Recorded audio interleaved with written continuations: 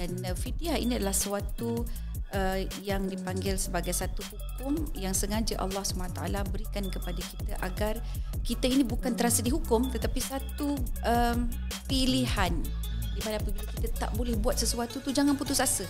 Maka kita buat dengan apa yang kita mampu demi melakukan ibadah kepada Allah SWT.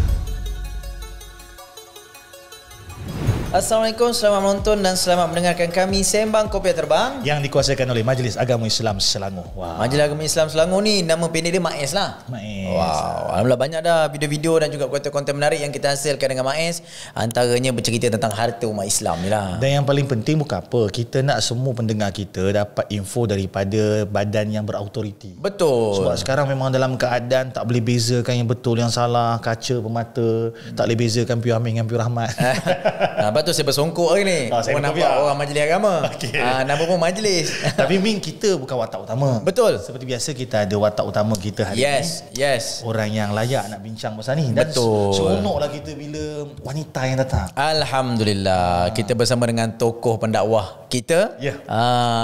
Kita bersama dengan Ustazah Isfadiah. Apa khabar Ustazah? Alhamdulillah baik Piu Amin. Alhamdulillah. Piu Rahmat sihat ya? Lama sihat. tau. Makin ceria, bercahaya. Alhamdulillah. Ustazah Isfadiah ni antara orang kata legend dakwah lah. Mana kita walau macam saya sendiri waktu saya kat sekolah menengah lagi. Kau nak buat macam salah satu sangat ni. Tak, maknanya lama dah. Lama dalam dunia dakwah tapi tetap muda. Tetap muda. Adakah Ustazah tetap memakai susuk? Kita tak tahu. Itu bukan tajuknya. Saya perasan Ustazah ni tak nampak tua sebab orang tak nampak uban dia orang. Dia orang pakai tudung. Iyalah, siapa pun. Okey, baik. Baik Ustazah, kita bawa tajuk tentang fidyah kali ni. Alright. Fidyah mengangkat beban. Yalah, bila kita sebut pasal fidyah, ada orang mungkin sekarang ni dia keliru dengan term-term dalam Islamik. Fidyah, hadiah macam tu. Apa sebenarnya fidyah tu untuk orang layman ataupun orang awam faham tentang makna fidyah? Fidyah, fitrah, hadiah, isfadiah. Dekat-dekat lah tu, diah tu. Okay. Fidyah ni dia berasal daripada perkataan fidah. Fidah ni dia tebusan. Dan ada sebut fadi. Kalau kita orang Arab ni, orang Gaza, Palestin sebut fadi. Fadi ni maksudnya pengorbanan. Jadi dia tebusan. Dan bila disebut fidyah itu, dia adalah suatu tebusan ataupun pembayaran. Kerana kita nak korbankan apa yang kita ada, nak cover balik sesuatu yang menjadi kewajipan syarak. Jadi itu yang dipanggil fidyah. Dan bila kita sedar benda tu kita bayar fidyah, contohnya kan, kita akan merasakan kita membuat suatu pengorbanan kerana Allah Ta'ala. Tak adalah rasa macam kena saman, kan? Tak adalah rasa kena punish, kena compound kan. Jadi bila kita sebut fidyah, satu pengorbanan yang kita nak cover demi untuk menyempurnakan sesuatu kewajipan. Itu lebih indah. Lebih indah. So tukar perspektif memandang fidyah tu kan. Ya, betul. Bila kita nampak fidyah tu tak rasa bahawa kena denda kan. Kena denda. Kebanyakan orang kata fidyah ni memang satu denda lah kan. Buat kesilapan, buat kesalahan, ada denda dia. Jadi denda tu mungkin diarabkan. Oh, fidyah nampak macam redor lah kita buat. Tapi rupanya ada maksud yang tersendiri man. Maknanya untuk kita rasakan yang fidyah tu satu pengorbanan. Mana kita keluarkan tadi pun ada pahala dalam keadaan kita nak hapuskan dosa kita. Baik. Ustazah, mungkin kalau Ustazah boleh kongsi satu dua sirah ataupun kisah pada zaman sahabat ataupun perkara yang sebelum ni berlaku, contoh fidyah yang berlaku zaman Nabi kalau ada. Ya, fidyah ini adalah bagi mereka yang meninggalkan puasa. Sekiranya dia sakit ke. Jadi ini adalah salah satu daripada arahan syarak di mana baginda sallallahu alaihi wasallam dia telah memberikan satu keringanan kepada orang yang sakit dan tak mampu untuk berpuasa supaya mereka membayar pada setiap hari puasa yang mereka tinggalkan itu dengan bayaran tertentu. Di bayaran tertentu itu adalah bayaran makan kepada orang yang memerlukan, yang miskin dan sebagainya untuk cover balik puasa dia. Dan fidyah ini adalah suatu yang dipanggil sebagai satu hukum yang sengaja Allah SWT berikan kepada kita agar kita ini bukan terasa dihukum, tetapi satu pilihan di mana apabila kita tak boleh buat sesuatu tu, jangan putus asa. Maka kita buat dengan apa yang kita mampu demi melakukan ibadah kepada Allah SWT. So fidyah ini dia muncul biasanya yang kalau kita tahu itu adalah dalam puasa. Yes, betul. Jadi puasa kerana membayar tak boleh puasa, jadi kita kena bayar fidyah. Betul. Contoh yang paling mudah adalah wanita lah, bila dia period kan, kemudian bila dia period ini dia nak ganti puasa, tak terganti-ganti. Bila tak ganti puasa 3 hari tu, sampai datang puasa akan datang. Yes. Jadi lepas tu masuk tahun barulah pula dengan 3 hari yang tak lagi hutang tak berbayar. Okey. Jadi 3 hari itu dia tetap kena bayar puasanya, tambah dengan 3 fidyah. So 1 hari 1 fidyah. Dan dia boleh berganda kan, Pio? Ya. Fidyah ni boleh berganda juga. Ya, ayat Islamic banking ataupun geng-geng duit ni compounding. Dia bertambah-tambah lah. Compound yang berganda. Berganda. Compound berganda itu apabila dia melangkau tahun. Ya, betul. Kan? Jadi kalau setahun yang pertama dia cuma bayar fidyah, puasa je. Tapi kalau masuk tahun yang berikutnya, puasa yang 3 hari tu tetap 3 hari ganti, tapi dia punya compound, so bayaran dia itu darab 2. Katalah RM7 sebab dia sekali makan kan. Betul. RM7, katalah RM7. So naik tahun depan masih lagi tak cover 3 hari puasa itu. Jadi 7 darab 2, 14 untuk satu hari. Betul. Dia boleh jadi berganda juga, Mat, kan. Sebab itu berganda pun bukanlah untuk orang kata menghukum kita, tetapi duit fidyah tadi nak diagihkan kepada golongan yang memerlukan. Tapi ada juga Ustazah, dia sengaja tak nak puasa. Orang kaya kan, duit lebih RM7 satu hari. Apa dah kan. Saja tak nak puasa, bayar RM7 Ustazah. Nak fidyah tadi, sebab fidyah ada kan. Sebab dia senang, dia ada duit banyak kan. Betul Ustazah. Orang mungkin boleh buat kaedah macam tu, tapi kadang-kadang kita fikir takkan semudah macam tu. Jadi mungkin komen kita lah, kita tahu tak haram buat benda macam tu kan, berdosa, tapi komen dia pernah ke jadi macam tu Ustazah, dan macam mana kaedahnya Ustazah?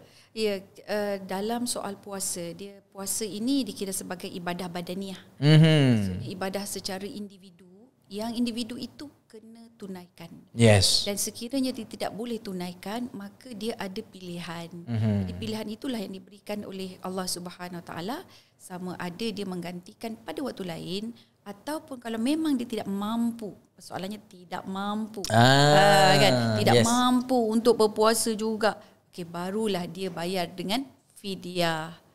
Jadi kisah wanita tu lain pula, sebab dia kena compound ataupun tambahan kan. Yes. Jadi bila dalam keadaan hal ini, bila dia perlu menyempurnakan ibadah badaniah, dia sebenarnya tidak ada pilihan lah patutnya. Dan dia tidak kata aku tak nak puasa tahun ini, walaupun dia sihat kan, dia kata dia nak opt terus bayar saja fidyah 30 kali 7 terus cover je kan. Yang itu tidak dibenarkan oleh syarak, sebab tuntutan ibadah badaniah itu sendiri. Jadi Allah berikan kita puasa sebab Allah Subhanahu Taala memang nak kita mendapatkan hikmah dan juga ibadah yang diberikan kepada kita atas nama kepatuhan kita lah. So kita tak bolehlah pandai-pandai mengubah-ubah syarat yang diberikan oleh Allah ini. Jadi puasa dalam bulan Ramadan, tapi dia fidyah dalam bulan Ramadan sahaja kan. Dia tukar puasa, ibadah puasa kepada fidyah. Jadi meninggalkan puasa tanpa uzur yang jelas adalah satu dosa yang besar, dan dia wajib qada, dia wajib juga bertaubat. Bagus sebenarnya bila Ustaz Amin highlight berkaitan tentang kadang ada orang berduit ni kan. Dia sebab bila RM7 ni tak perlu pun dia T20. Tapi kadang-kadang M40, B40 pun ada. Betul. Dia kata apa? Boleh bayar. Jadi dia nak bahasa mudahnya lah, ayat kasar saya dah Ustazah. Dia nak cari loophole. Dia nak cari jalan mudah, jalan singkat, tapi tak boleh. Itu adalah hukum Allah untuk kita cuba berpuasa dulu, melainkan ada keuzuran. Betul. Jadi Ustazah, bila sebut pasal fidyah, jadi saya sebut RM7 satu kali lah. Kemana? Satu hari. Kemana duit ni nanti fidyah ni buat? Nak kayakan Ustazah ke? Nak kayakan Ustaz Amin ke kan? Bagi ke mana nak? Mana dia? Ke boleh fidyah tu bagi ke saya je? Jangan. Saya tulis kat Facebook lah, siapa yang agak-agak yang tak puasa bagi kat saya lah duit tu. Mana tahu. Kita nak tahu jugalah kat siapa kita nak bayar ni kan. Maksudnya kalau bukan pada institusi tu pun dia ke mana nanti duit tu? Ke mana arahnya? Saya pernah menjadi pensyarah di universiti dulu, Dan waktu jadi pensyarah tu saya kena jaga kolej, pengetua kolej juga. Jadi saya ada 2 jawatan lah waktu tu, pensyarah dan juga pengetua kolej. Baik. Dan salah satu daripada tugas pengetua kolej ini adalah untuk mendapatkan senarai menemuduga pelajar-pelajar yang tidak ada kemampuan. Oh gitu. So kita ada juga spy-spy kita, spy-spy tu, yang dia akan duduk dekat dewan makan ke apa ke, dia tengok mana pelajar yang makan dia tu, Allahu Akbar, piu ganda 2. Dia ambil nasi punya banyak membukit. Lepas tu semua kuah dalam tray yang beratur tu, dia akan senduk je kuah, cedok kuah. Lauk dia tak ambil langsung. Allah. Sebab dia tak mampu. Jadi orang-orang yang macam ni yang kita catat. Kita ambil tahu dan kemudian kita akan temu duga dia, minta dia isi borang, kemudian kita temu duga dia interview dan kita jadikan dia sebagai senarai yang penerima welfare fund antaranya. Dan kat mana kita dapat welfare fund ni? Daripada bayaran fidyah kerajaan-kerajaan negeri. Kalau macam kami dulu daripada MAIS sendirilah, daripada universiti. Ya, dia ada portion, zakat pun ada dan juga bayaran-bayaran yang lain. Jadi dioranglah yang akan membantu kita. Jadi sebab tu kena screen. Kita kena betul-betul tengok adakah dia ini status title dia itu miskin, orang yang memerlukan ataupun buat pura-pura miskin. Sebab ada juga pelajar yang macam tu. Tapi dia buat apa? Dia simpan duit dia sebab nak berdating. Ya, dia keluar. Jadi saya cerita kelompok kecil saya di mana supaya kita ini sedar betapa actually benda yang sesimpel itu, pelajar-pelajar keperluan pelajar, kebajikan pelajar. Jadi orang-orang yang miskin ini berada di bawah tanggungan kita. Dan saya rasa sangat happy bila kita tahu pihak Jabatan Agama Islam, Majlis Agama Islam Selangor sendiri, dia ada pusat penjagaan orang tua. Dia ada rumah rehab center untuk anak-anak yang terlanjur dan sebagainya. Jadi mereka ini adalah orang-orang yang kita biaya dan kita bantu. Bukan saja setakat bawah fidyah tetapi juga bawah zakat lah. Saya suka bila Ustazah highlight tadi berkaitan tentang ada asnaf jadian ni. Asnaf jadian ni dia bukan kita nak marah sangat pun, tapi lucu juga kadang-kadang. Sebab dia orang terjadi asnaf jadian ni sebab kesilapan diri diorang sendiri. Masuk duit PTPTN, dapat masuk duit marah, habis joli habis. Bulan jadi asnaf jadian ni kan. Tapi kita tolong jugalah. Tapi apa nak kata, di situ peranannya Jabatan Agama, Majlis Agama, institusi, ustazah sendiri sebagai warden untuk menapis. Itu yang kadang-kadang kita takut kita bayar sedikit fidyah kepada orang, dan sampai kepada orang yang tak layak. Oh betul, betul sangat. Itu yang kena bagi kepada institusi tu kan. Jadi bayar kat MAIS lah. Ni bukan sebab MAIS sponsor ni, memang sebaiknya begitu. Cuma tadi ni luar topik kan. Alright, okay. Bila Ustazah duduk sebagai warden ataupun pengetua kolej. Jangan keluar sangat. Apa? Tak ni lah. Betul lah. Awak ni tak takut luar topik. Oh betul lah. Saya sebut pasal pengetua tu. Pengetua. Okey, tadi keluar sangat lah. Ustazah, tak ada bully ke masa kat universiti Ustazah? Kalau di universiti tu bila bully dapat aja kita akan bully balik. Buat tindakan. Tindakan lah, takkan bully balik. Tindakan dia, kita panggil dia dan kemudian kita tanya apa masalah diorang berdua. Contohnya kan kalau diorang berdua kata berkumpulan, kita akan panggil dia.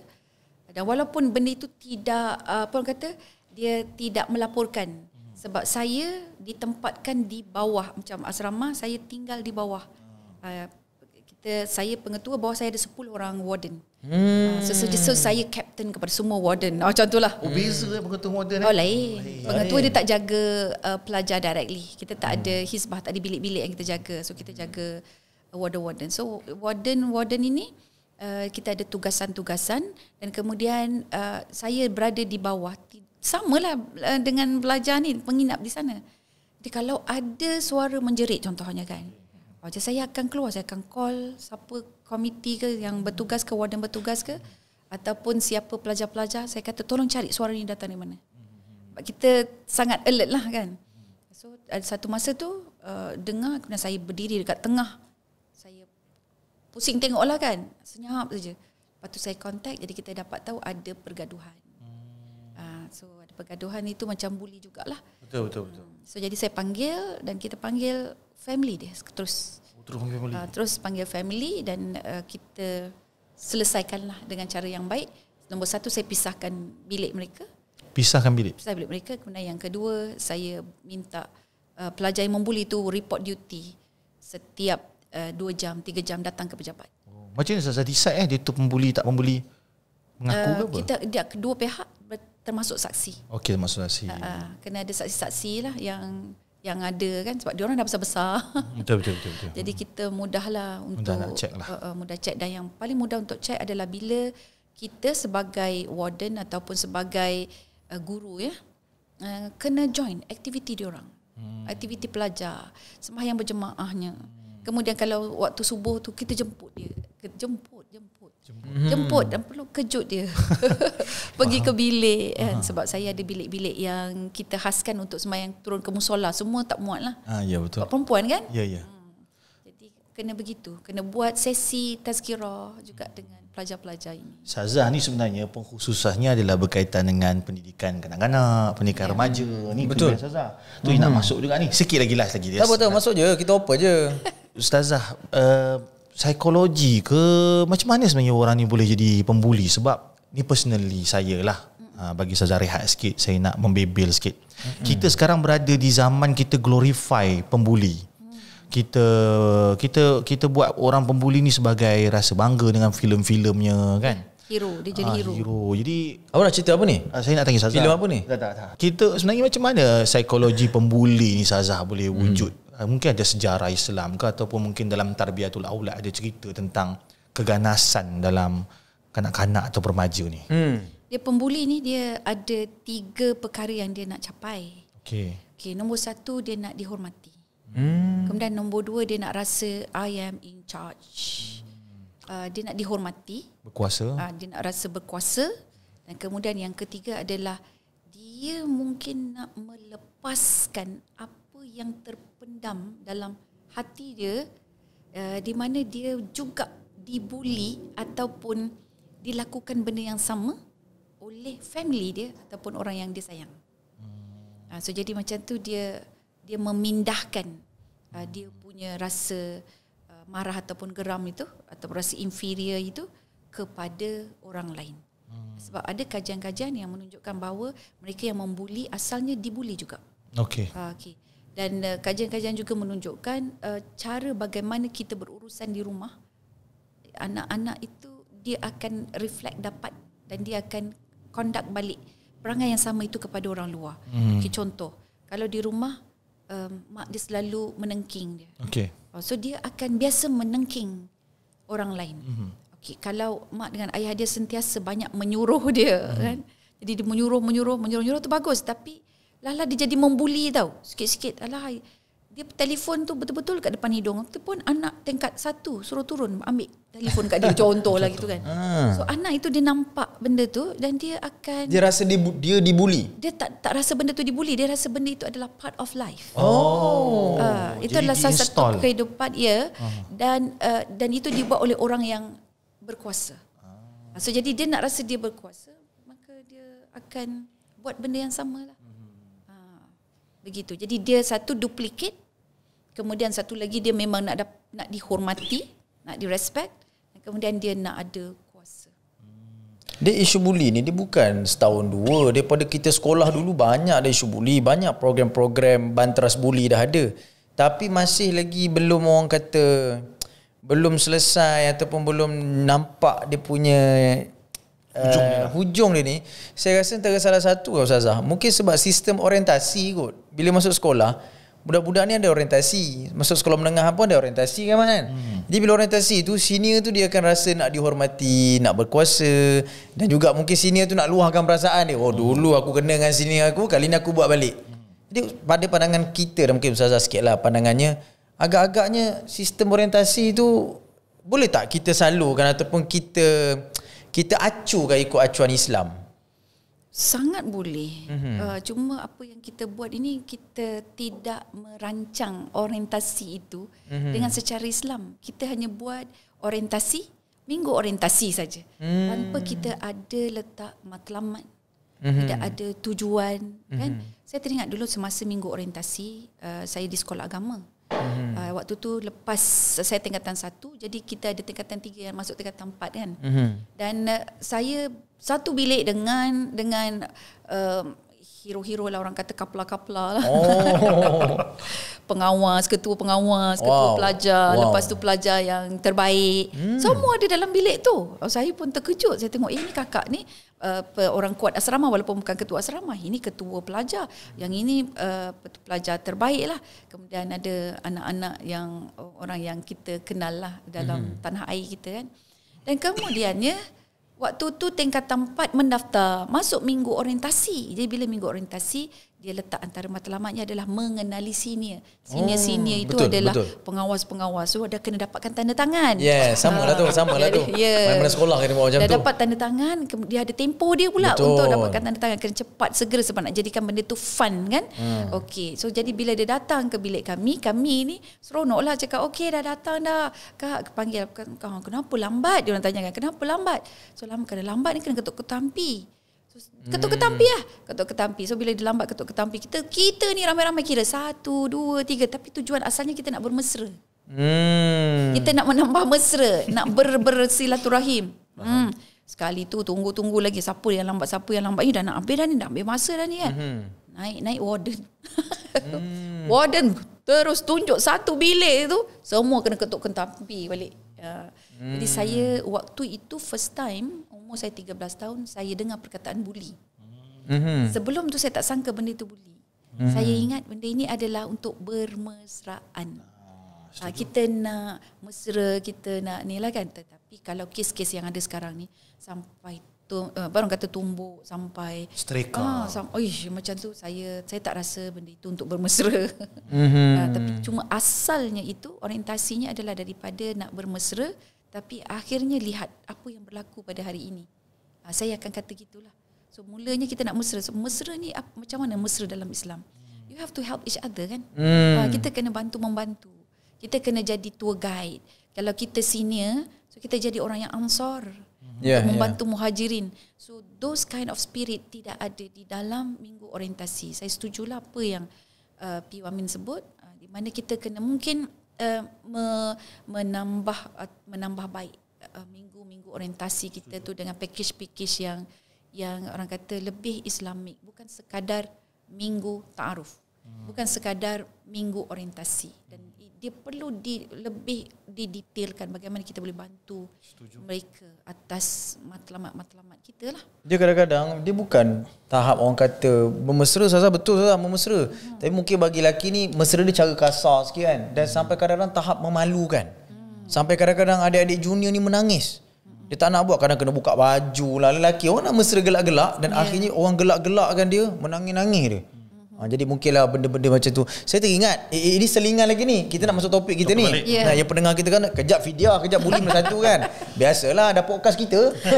Bukan rancangan TV. Saya kata saya ambil selingan sebelum kita nak masuk ke Fidyah kita. Waktu saya kat Mesir. Saya suka cerita bila saya pergi Mesir, masa tu kita junior kan. Kita baru tahun 1, kita tak tahu cakap Arab, walaupun kita tahulah cakap Arab fusha-fusha ni. Itu buku. Sampai sana dengar senior bercakap, ini bahasa mana ni? Ini bahasa Arab Badawi ni. Tak pernah dengar benda macam ni kan. Jadi rasa memang jahil sungguh lah. Tapi bila sampai sana, dalam otak kita apa? Habislah kena bully balik ni kan. Kita jadi budak balik. Dulu kat sekolah tingkatan 5, tingkatan 6 kita jadi abang. Orang semua follow cakap kita. Masuk sekolah, masuk universiti ni mesti kena bully punya. Dah takut dah ni. Ada minggu orientasi. Seminggu ada orientasi. Semua dah takut dah. Weh, kita ni kena buat apa?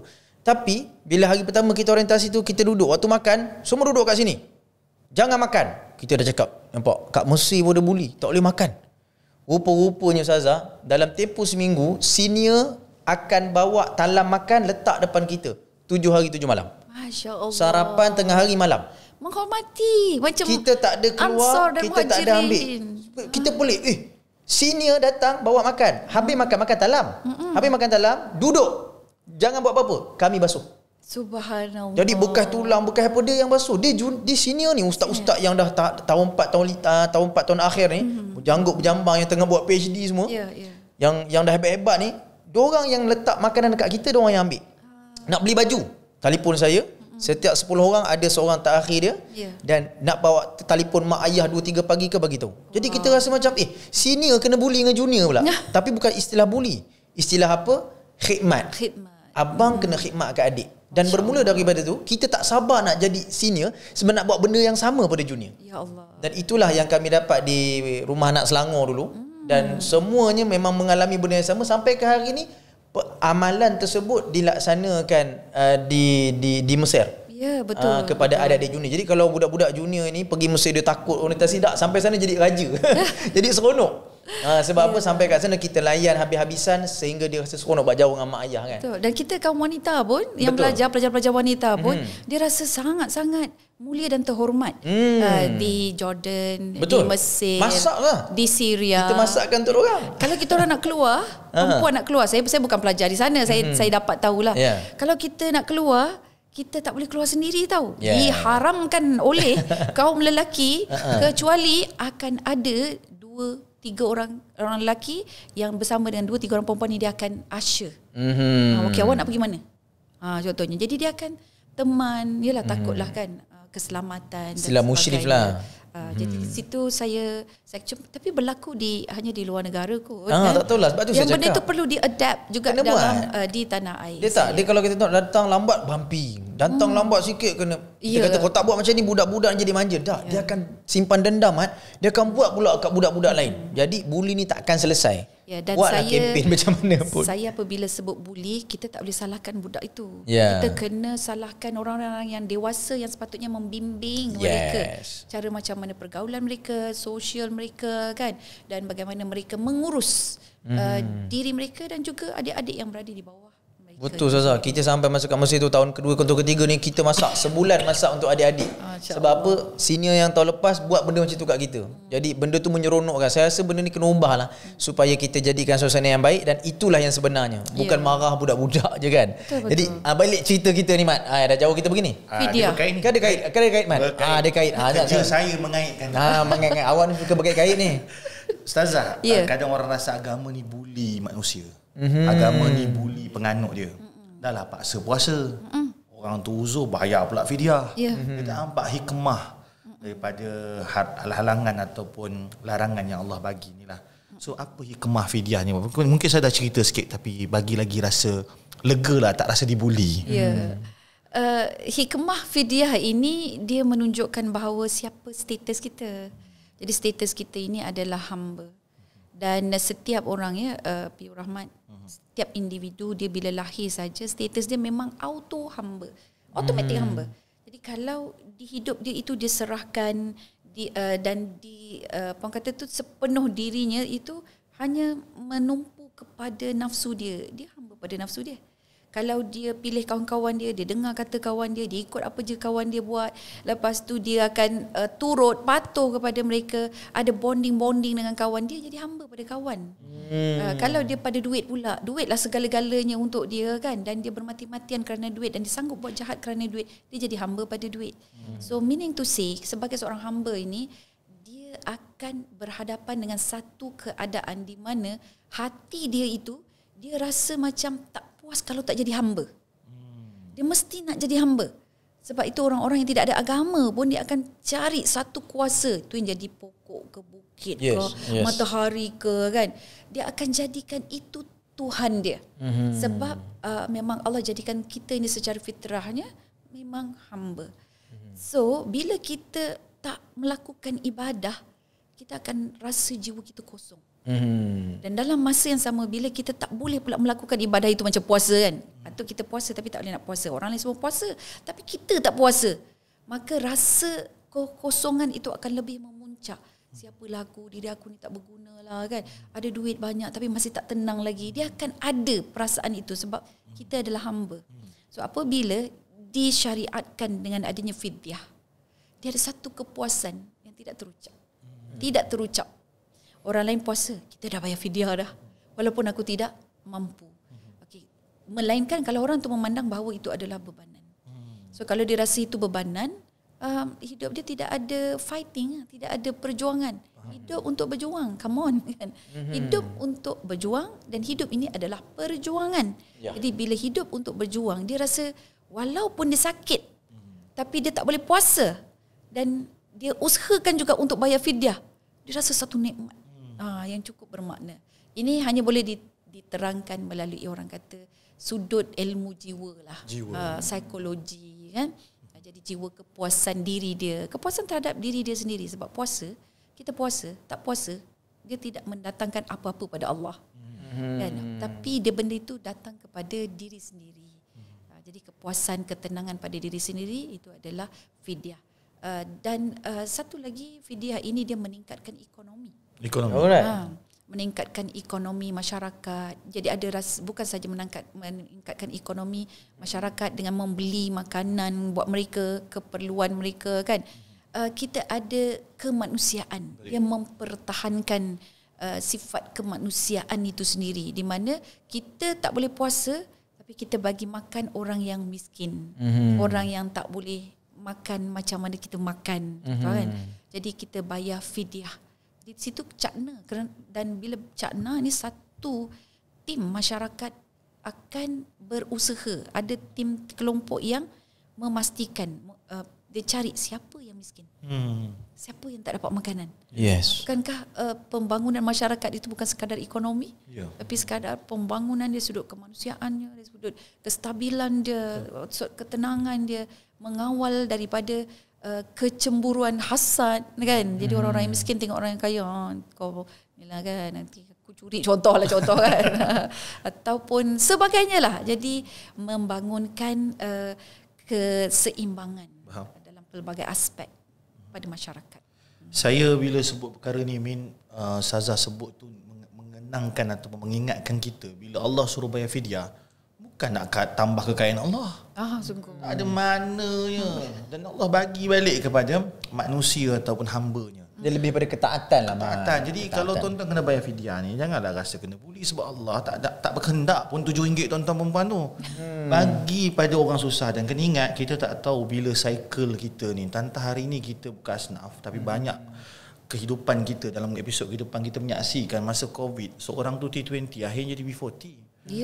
Anytime. Jadi kita kena ingat bahawa ini masa kita tengah ada duit, bayarlah. Lagi-lagi kita ni ada keuzuran kan. Betul. Zakat dan sebagainya, bayar di Majlis Agama Islam negeri masing-masing. Dan satu lagi, P.U. Rahmat dan P.U. Amin, dia fidyah ini dia memupuk rasa tanggungjawab. Betul. Sebab di mana tanggungjawab ini semakin terhakis, termasuk kes buli itu. Sebab tidak ada rasa tanggungjawab. Aku ni dah besar, aku ni yang patut jaga yang kecil, macam tu kan. Dia ni kecil lagi, patutnya akulah yang bimbing dia. So tidak ada rasa tanggungjawab. So kita membuli dia, kita mengguna pakai dia, berulang-ulang menyakiti dia sebab kita rasa syok kan. Jadi di situlah fidyah dia bukan satu pembulian agama, tetapi dia pembinaan tanggungjawab yang mulia. Bukan pembulian agama, tapi pembelaan manusia dan agama itu sendiri. Buat hashtag tu. Tu kena hashtag sekarang. Jangan lupa. Dan anda boleh laksanakan fidyah-fidyah anda yang tertunggak secara online. Sekarang zaman dah mudah. Online saja anda boleh pergi ke laman web Majlis Agama Islam Selangor. Kat sana anda boleh terus kira berapa hari tertinggal. Dan kalau Ustazah, bagi orang yang macam dia terlupa, Ustazah, dia tak tahu. Dia kadang-kadang sebab tertinggal tu bukan sehari 2 hari. Ni zaman dah balik. Ni belum ini start balik dululah kan. Jadi macam Rahmat ni saya lahir soleh dah. Lahir dah balik dah. Jadi tak puasa contohlah kan. Mungkin zaman sekolah menengah ada tak puasa. Dia bila dah dengar podcast, zaman podcast ni dengar suara Ustazah Isfadiah ni terdengar, alamak baru nak terbayar. Macam mana kaedahnya Ustazah? Saya pernah, ini pengalaman saya sendiri sebab saya lahirkan anak saya bulan Ramadan. 7 Ramadan, P.U. Amin. 7 Ramadan. Jadi tahun itu saya tak dapat nak bayar sebab saya menyusukan anak saya. Betul. Jadi bila menyusukan anak, kita ni pun lapar juga tau. Jadi bila nak berpuasa tu sangat bercinta. So akhirnya anak itu sudah umur 7 tahun. Dah masuk darjah 1 dah.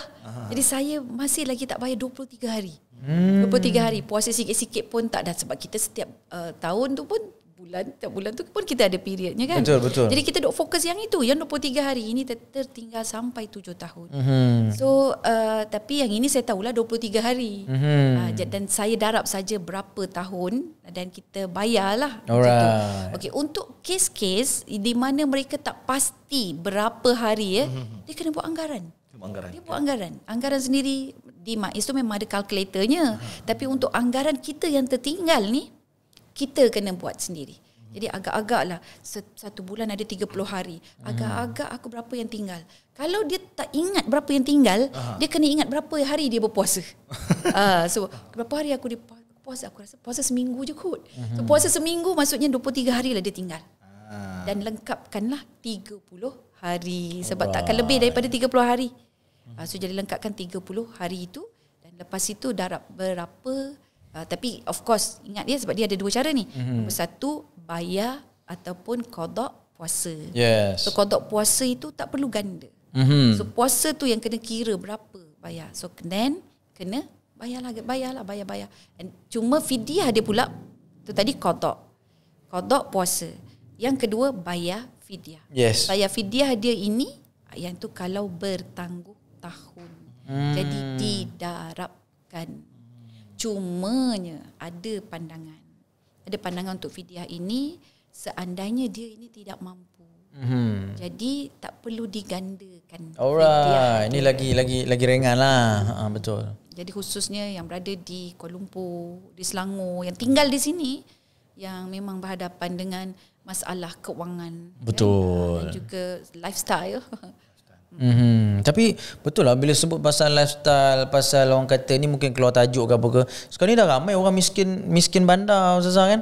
Betul. Dulu kalau kita sebut semakin meningkat, miskin ni luar bandar kan. Sebut luar bandar macam susah lah, kampung sangat. Tapi sekarang orang bandar pun dah susah Ustazah. Betul lah Ustazah? Apa komen Ustazah kalau tengok tentang trend hari ni lah? Ya, kalau saya kirakan pernah mengira nafkah suami yang kena bayar setiap satu kepala ya. Di KL dan di wilayah persekutuan satu kepala 1,750. Itu untuk tahun 2025.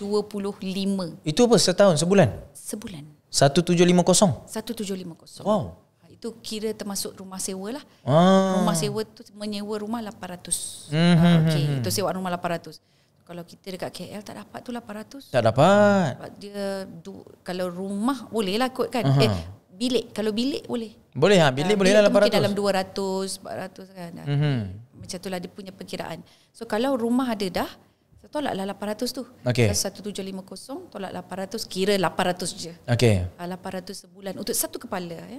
Tapi kalau untuk yang berada di luar bandar, 1750 itu sudah mewah ya. Ya betul. Itu untuk nafkah di luar bandar. Betul. Malah 500 pun cukup untuk yang mungkin berada di Kedah yang di bukan dekat Sungai Petani. Yang di Baling ke kan.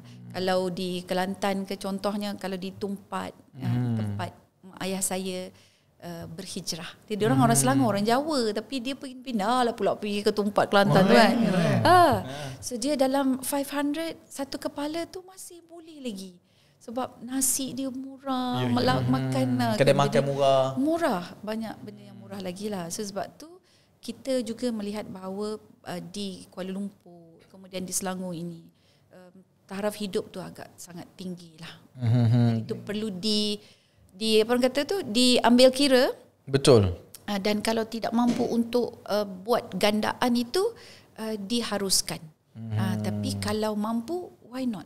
Jangan mengelak lah. Betul. Macam mana pula keadaan ni soalan fiqah lah kan? Okay. Soalan memang teknikal. Dia ingat dulu mak ada cerita, awak ni, mak mengandungkan awak ni Ramadan kata kan. Atau awak lahir bulan Syawal, sebulan mama tak puasa. Kan kadang-kadang kita cerita macam tu kan dengan anak kita. Tengok-tengok kita baru teringat mak kita meninggal lah. Mak kita bayar ke tidak nazar tu? Nazar pula fidyah tu. Fidyah. Jadi dalam keadaan itu 50-50, ragu-ragu, adakah patut seorang anak membayarkan fidyah mak dia ataupun dianggap sebagai tak perlu? Ya, okay. Hukum asalnya itu tidak perlu sebab tanggungjawab ibu. Dia sifat sendiri dia lah. Tetapi oleh kerana kita menjaga harta pusaka ibu tu kan, pembahagian itu menjadi tanggungjawab kita. Dan sebelum kita bahagi, kena settlekan dulu hutang dia dengan Allah. Jadi yang itu yang dia kena dapatkan maklumat. Sebab mungkin mak bayar dah. Jadi dia dapatkan maklumat. Ada tak mak pernah kata, mak tak pernah bayar lagi? Ada tak siapa adik-beradik yang pernah cakap, mak tak bayar lagi lah adik engkau dulu, mak bersalinkan dia tak bayar lagi. So kalau ada, dia orang kena buat perkiraan, kena tolak dulu sebelum tolak harta pusaka. Sebelum tolak kepada yang pesaka kan, pertama kena tolak dulu dia orang punya pengkebumian, kemudian ada tak hutang-hutang macam zakat ke yang tak terbayar lagi, ataupun hutang dengan Allah, hajinya dan sebagainya lah. Lepas tu wasiat dia tolak, dan kemudian apa lagi, hutang orang kan ada tolak. Dan selesai balance tu, sebelum pergi ke harta pusaka, tolak dulu yang hak Allah ini. Baik, faham. Ada lagi apa soalan fiqh yang Amin nak tanya berkaitan dengan fidyah? Tak ada. Okey lah semua. Okey. Basically okey. Ustazah, macam mana kalau bab zakat kan kita bayar dekat tempat kita cari pendapatan lah. Itu seafdalnya lah. Macam mana kalau sekarang ni duduk kat luar negara, kat Ireland, duduk dekat UK, nak bayar fidyah tapi nak bayar kat Malaysia, dia kata orang Malaysia susah banyak. Mana lebih baik Ustazah? Of course tempat dia duduk lah. Dia. Sebab di Ireland itu kemungkinan ada community Muslim yang memerlukan yang dia sendiri tidak tahu. Jadi Islam menggalakkan kita untuk mengenal pasti dulu orang yang dekat dengan kita. Jadi betul. Di area kita. Jadi kita berukhuwah dengan mereka, kita wujudkan community Muslim, kuatkan mereka, dan kemudian barulah kita cari tempat lain. Walau bagaimanapun mungkin dia ni nak balik ke Malaysia, selalu balik, dia boleh bagi dua PU. Jadi bagi dua. Sebahagian bagi dekat tempat di mana dia tinggal dekat Ireland tu, dan sebahagian lagi adalah di tanah air Malaysia. Sebab dekat Europe ni orang Muslim ni kaya-kaya. Dia tak tahulah, saya memang nampak lah kalau kita duduk dekat tempat minoriti, kita Muslim ni minoriti, kita jadi rapat, saling tolong menolong, Semangat tu kuat. Semangat kuat. Lepas tu kita hustle tau dalam mencari pendapatan. Sebab tu memang ada satu teori, memang bangsa Cina ni hebat sebab mereka berhijrah. Bangsa Cina dia berhijrah, bila berhijrah dia jadi minoriti, maka mereka akan wujudkan Dewan Perniagaan orang Cina, saling bantu-bantu. Betul. Jadi kita kena jadi minoriti, Min. Janganlah. Jangan minta macam tu. Asalnya kita Islam ni memang minoriti pun. Kan? Tapi membina majoriti tu untuk kekuatan ummah juga. Sebab Nabi pun pindah ke Madinah. Apa salahnya kita majoriti tapi dengan semangat minoriti pun boleh juga. Nampak? Bagus. Bagus tak, Min? Baik. Tapi PU kena tahu, fidyah dengan zakat ni berbeza. Fidyah itu untuk orang yang miskin tau. Untuk orang yang fakir, untuk yang miskin kategori. Manakala zakat itu tidak semestinya untuk orang yang miskin. Sebab orang yang fakir miskin itu adalah sebahagian daripada 8 asnaf yang ada di dalam penerima zakat. Sebab yang penerima zakat dalam itu adalah mereka yang mungkin dalam keadaan, kan dia ada 8 asnaf tu kan, jadi fakir, miskin, betul, ibnu sabilnya, dengan fisabilillahnya lagi, dengan orang yang berhutangnya lagi kan. Jadi dia ada kategori-kategori itu. Jadi itu yang mu'allafnya lagi kan. Di situlah yang kita akan bina masyarakat sebenarnya. Zakat dia membina masyarakat. Fidyah ini dia membina orang yang miskin. Maknanya ada satu allocation selain daripada yang zakat dah sediakan, fidyah tetap ada lagi untuk menyantuni orang miskin. Betul. Sebab itu dalam Islam ni semua instrumen kita kata hukuman ataupun denda ataupun tanggungjawab yang kita buat, pengorbanan yang kita buat, semuanya akan memberi keuntungan kepada orang yang susah. Tapi bukanlah nak memanjakan orang miskin ni, Mas. Betul. Lebih kepada antara salah satu tanda ingatan orang yang ada memiliki kepada golongan yang tidak memiliki ni tadi. Dan nampak tak, dia sebenarnya bukan membuli. Orang yang miskin tu bukan untuk kita bully, untuk kita bela. Jadi kita membela orang yang miskin melalui fidyah dan juga melalui zakat juga. Zakat pun ada, fidyah pun ada. So seandainya lah dia tidak ada berpeluang untuk kata bekerja, isteri bekerja, suami tak ada kerja kan. Jadi di situ Islam boleh untuk membantu mereka. Baik, kepada mana-mana makcik-makcik, kadang-kadang dia tak nak makcik-makcik terus dia kadang-kadang tak pandai. Kakak lah. Makcik lah. Dia memang kadang dia nak bayar tu, dia nak cash dah susah kan. Dia nak depan-depan, ustaz ni fidyah ni zakat. Ada betul. Kadang lepas ceramah dia kata, ustaz ambil lah ustaz fidyah ni. Ustaz ambil. Dia kata ustaz ambil lah fidyah ni ustaz. Dia kata ni kan fidyah ni. Ini dah fit saya ni. Ni fit. Okey, kepada siapa yang nak pergi bayar secara fizikal, boleh pergi ke Baitul Mal di daerah masing-masing. Ataupun sesama makcik pergi jumpa imam kat situ, imam lantikan Majlis Agama Islam tu. Betul. Ustaz, mana nak bayar ni? Insya-Allah imam-imam kita ni akan tolong makcik-makcik semua untuk paling bayar. penting dapat resit lah, resit fidyah. Resit fidyah. Jangan bayar fidyah dapat resit lain pula. Resit tu tak kena. Tak, resit tu bukanlah kata esok mati nak tanam resit sekali. Tapi resit tu menandakan kita yakin yang kita telah menyelesaikan fidyah tadi. So secara online kita boleh buat melalui laman web Majlis Agama Islam Selangor. Nak bayar fidyah, ada kalkulator fidyah kat situ. Dan kalau kita nak bayar fizikal, duit ringgit tadi, pergi ke Baitul Mal, daerah masing-masing, daerah Majlis Agama Islam negeri masing-masing, ataupun imam-imam MAIS, imam-imam lantikan MAIS. So kat Selangor ni senang mudah lah. Contoh di Selangor lah. Ataupun kalau di negeri-negeri lain, adalah cara-cara dan kaedah yang tersendiri juga. Ustaz, Baitul Mal ni kat mana? Mana senang je, pergilah pejabat agama Islam daerah. Baitul Mal ni dia tak ada, bukan macam Baitul Mal, tak ada. Bait rumah mal tak ada. Awak buat lawak Islam. Tak ada lah. Maksudnya tak ada ke macam ada signboard Baitul Mal? Tak ada. Dia duduk dekat dalam jatuh agama lah. Dia adalah dekat signboard dalam tu. Dia PAID kan, kalau kita sebut PAID PAID tu. Pejabat Agama Islam daerah. Pejabat Agama Islam daerah. Dalam Kajang, tu ada Kajang, daerah Kajang. Daerah Gombak ada. So boleh pergi makcik-makcik Taib, West, kalau tak tahu tu saya kata jumpa imam lah. Sebab ramai sangat kat luar sana. Bila cakap pasal fidyah ni, dia ada isu masalah tadi kita dah sembang dah. Isu terlupa hari, nak bayar berapa, nak bayar pada siapa. Bentuk fidyah ni boleh ke nak bagi beras? Kan? Saya ni mazhab kena bagi beras, makanan. Sebab fidyah ni how to feed people with the rising. Jadi sakit naik. Sakit naik kan. Bird tatuanan. Jadi macam mana kita nak bagi beras ni, tak nak bagi duit. Macam mana pula tu, Mat? Contoh. Jadi semua tu jangan pening dengan saya, jangan pening dengan kita. Semuanya ada di laman web MAIS. Dan ustaz-ustaz di pejabat agama Islam daerah tu dia akan bagi konsultansi. Yes. Mana yang mudah? Kalau memang jenis mazhab nak bagi beras juga, tak nak bagi duit, ada kaedah dia. Kita layan je. lah. Cuma jangan selori lah, sebab bila kira tu, wah makcik 30 tahun tinggal ni. Mau satu lori. Mau satu lori. Mentang-mentang orang sekincan nak bayar pakai beras. Tak apalah, kita bincang. Kadang-kadang ada, Mat. Kan? Jadi semua tu boleh kita selesaikan melalui perbincangan di Majlis Agama Islam Selangor, dan detailnya dekat bawah ni. Anda semua boleh dapatkan kat laman web MAIS, dan juga bagaimana ada QR code, Mat. Kalau scan boleh turun masuk, tak ada? Nanti kita adjust lah. Jangan minta banyak-banyak sangat. Ustazah, ni soalan teknikal lah, terakhir pada saya. Okey, dah akhir dah? Akhir dah lah. Belum lagi, kita baru dekat sos Amerika. Belum sampai question ni. Okey, baik. Tadi kita banyak sentuh berkaitan orang perempuan yang uzur di bulan Ramadan. Ada ke kaedah ataupun keadaan di mana orang lelaki tu pula uzur? Akhirnya dia pun kena bayar fidyah lah. Ada saja keadaan tu? Ada. Lelaki yang uzur tu adalah lelaki yang sakit. Jadi mereka tidak mampu untuk berpuasa, ataupun lelaki yang bermusafir. Jadi mereka bermusafir, mereka itu diharuskan untuk berbuka puasa. Satu lagi adalah mereka yang terlibat dengan kerja yang sangat teruk, sangat berat. Jadi mungkin waktu kita sekarang cuaca panas lagi dahsyat kan. Jadi dia dah cuba puasa tapi dia akhirnya pengsan, dia lemah, dia tak mampu nak melakukan kerja tersebut, kena dapatkan MC memanjang kan. So jadi di situ dia dibenarkan untuk tidak berpuasa. Tidak berpuasa. Dan dia tidak mampu contohnya untuk bayar pada waktu lain pula. Jadi waktu tu dia kena inilah orang kata bayar fidyah. Tapi kalau kes dia mampu untuk menggantikan.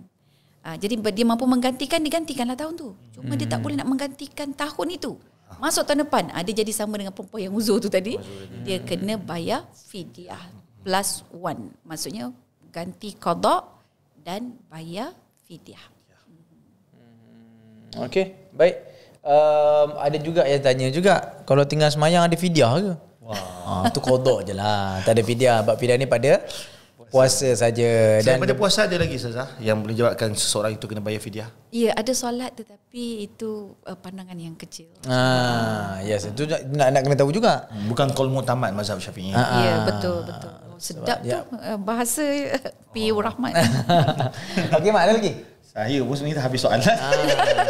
Okey, Ustazah, mungkinlah bagi orang yang kita nak cerita ataupun refleksi lah kepada orang yang berharta. Orang yang berharta ni mungkin ada kelebihan yang ramai orang cemburu sangat. Mungkin pesanan kepada yang pertama, orang yang banyak harta, apa yang dia nak buat dengan harta yang banyak ni tadi? Mai sikit. Sedekah sudah. Contoh dia kata, Ustaz, saya ni dah sedekah banyak. Jadi bagaimana untuk dia memanfaatkan harta juga untuk syurga? Dan juga bagi orang yang tak ada harta, dia cemburu sangat tengok orang banyak duit. Hari ni orang ada FOMO, Ustazah. Fear of missing out. Missing out, FOMO. Dia tak boleh tengok orang lain ada, dia pun nak ada juga. Kan orang lain pakai tumbler minum, dia pun nak minum pakai tumbler juga, contohlah kan. Jadi orang lain buat podcast, dia buat podcast juga. Saya tak cakap benda tu. Awak jangan kait-kait dengan hal-hal itu dengan pandangan saya. Jadi contohlah Sasa kan. Jadi macam mana Sasa nasihat kepada orang-orang yang mungkin tak memiliki supaya dia redha, syukur ke? Dua keadaan Sasa. Yang pertama pada orang berduit dengan orang tak berduit ni Sasa. Kita pasal fidyah ni kan, duit ni. Bagi orang yang berduit, dia selain daripada bersedekah itu, dia boleh lihat apa yang dia boleh lakukan untuk membangunkan masyarakat Islam. Bila sebut membangunkan masyarakat Islam ini, dia ada banyak faktor. Dia ada faktor ekonomi, dia ada faktor pendidikan, dia ada faktor sosial, kemajuan, teknologi dan sebagainya kan. Jadi dia boleh invest ataupun dengan kata lain melabur kepada perkara-perkara yang baik. Contoh melabur kepada podcast. Contoh. Kan?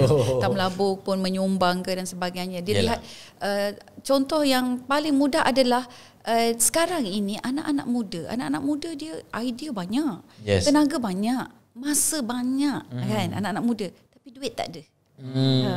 Kalau orang-orang yang dah tua, dia tenaga tak banyak, kesihatan pun tak banyak, masa banyak, duit banyak, tapi tenaga tak ada, dah malas kan. Dan bagi mereka yang orang kata masih ada produktif dan sebagainya, masa pula tak ada. Mungkin duit ada, masa tak ada. Idea ada tapi masa tak ada. Jadi di situ dia tak boleh juga nak buat sebab masa tak ada, sebab dia fokus on cari duit. Jadi untuk anak-anak yang kita panggil anak-anak yang muda, yang duit tak ada ni kan, tapi idea ada, tenaga ada, siapa yang nak melaburkan ataupun memberi dana kepada mereka? Jadi anak seawal usia let's say 13 tahun, habis cuti sekolah, apa yang dia buat? Waktu cuti sekolah tu apa dia buat kan? Jadi andai alangkah baiknya kalau buat satu kumpulan tenaga media ke multimedia ke, ajar mereka macam mana nak buat media sosial yang baik ke, dan bimbing. So dana inilah, orang yang mempunyai dana inilah yang menjadi tuan, orang kata, ataupun say untuk bawa mereka ke arah kebenaran dan juga kebaikan. Jadi kuranglah kita punya Samsung jalanan, kuranglah kita punya orang kata penagih dadah, sebab dia tak tahu nak buat apa. Jadi kita perlu ada orang yang boleh melaburkan perkara-perkara seperti ini untuk ke arah kebaikan-kebaikan, aktiviti-aktiviti yang baik. Dan bagi mereka yang tidak mempunyai harta, macam mana dia nak bersedekah? Bersedekah dia adalah dengan cara teruskan beramal baik. Dia buat kebaikan, memberi ketenangan kepada orang lain, memudahkan urusan lain. Dan kalau mulut tu nak jaga sebab dia rasa hasad kan, berzikirlah dengan baik. Maksudnya berzikir dengan tasbihnya banyak. Lebih banyakkan zikir, dia akan jadi orang kaya. Setengah orang kata, kalau misal kata kita tidak boleh nak menjadi orang kaya, tak boleh nak beramal baik, cukup jaga diri, jangan buat benda tak baik. Jaga diri kita untuk tidak melakukan dosa. Daripada tengok mengumpat orang-orang yang kaya raya tu buat, kata belagaklah dia. Baik dia berzikir, kan, dan baik dia bersyukur kepada Allah SWT atas apa yang dia berikan. Saya bila sebut pasal orang kaya, saya sebut bantu untuk orang-orang yang ada potensi ni. Saya suka satu istilah yang saya dapat masa pergi ke Oxford. Saya nak pergi ke Oxford. Ada satu kedai buku tu, Min. Saya duk ingat-ingat, tak ingat nama kedai buku tu. Kedai buku tu memang duduk dekat satu tempat yang sangat strategik. Tapi kedai buku tu boleh bertahan walaupun sewa naik dan sebagainya. Rupanya ada patron. Dia ada patronage. Dia bagi satu patronage Orang kaya yang memang dia ni bayarkan sewa. Asalkan dia menjadi simbolik bahawa kota ini tidak mati dengan ilmu. So macam tu juga masa zaman Abbasiyah. Betul. Macam mana ilmu hidup pada zaman Abbasiyah bila ada orang-orang kaya yang menjadi patron atau patronage untuk cendekiawan. Jadi pada waktu tu dia fun orang cerdik-cerdik ni, ulama-ulama ni. Ulama dah tak payah fikir dah nak buka tabung derma, dah tak payah fikir nak buat sedih video tuan-tuan perempuan, tolong madrasah kami. Dia jangan scroll dulu. Penatlah tengok ustaz-ustaz kita ni kan. Sebab apa dia dah ada orang yang memang kata, ustaz tak payah sibuk ustaz, ini gaji. Masalah pula ustaz-ustaz kadang-kadang dia take for granted. Dah dapat gaji tu dia pergi cari lagi side income. Jadi akhirnya tapi tak ada kot. Ustaz dia pakai kepiah itu jelah. Kami nak kata kalau ada orang kaya yang betul-betul dia memayungi. Dia memayungi. Dan ustaz tu pula kena amanah lah. Betul-betul pula dia mengabdikan diri untuk ilmu, untuk para pelajar. Dia naikkan sosial ekonomi dan juga status sosial ilmu masyarakat. Ya. Itu penting tu. Dan saya suka nak puji sikit lah bila saya tengok Ustaz Wadi Anwar baru ni, dia umumkan bahawa dia berhenti kuliah luar untuk fokus kepada madrasah dia. Puji nak kata apa? Oh bagus dia mula fokus sebab mungkin kewangan dah kukuh ke dan sebagainya kan. Tapi dia mula fokus pada madrasah dia. So kena orang kaya ni kena memayungi lah. Kalau tak mayungi ustaz, mayungi cendekiawan PhD. Kalau kita tengok kita ada dana wakaf. Kalau dekat Oxford ada dana apa saja kalau wakaf bahasa Inggeris? Endowment. FB, Facebook kan, alumni Oxford semua bagi balik dana Endowment fund untuk membiayai research ataupun kajian-kajian. Sebab tu kajian banyak kan, PhD holder pun ramai. Okey, baik. Ini antara salah satu orang kata perbincangan kita lah. Mungkin ada yang terdengar ni terdetik hati, bolehlah sekiranya menyalurkan kepada Majlis Agama Islam. Jadi segala maklumat yang anda nak dapat boleh pergi ke Majlis Agama Islam Selangor, sebab di sana anda boleh laksanakan segala keperluan berkaitan dengan harta. Contohnya nak uruskan hibah, uruskan wasiat, ataupun ada wang tak patuh syariah pun boleh diuruskan di Baitul Mal. Dan juga anda boleh membayar fidyah di Majlis Agama Islam Selangor. Jadi sampai di situ sajalah perbincangan kita hari ini. Terima kasih kepada Ustazah Isfadia, terima kasih kepada anda semua. Kalau ada soalan-soalan berkaitan dengan fidyah ataupun yang seangkatan dengannya, boleh komen dekat bawah ni. So, jumpa lagi. Assalamualaikum. Waalaikumsalam warahmatullahi.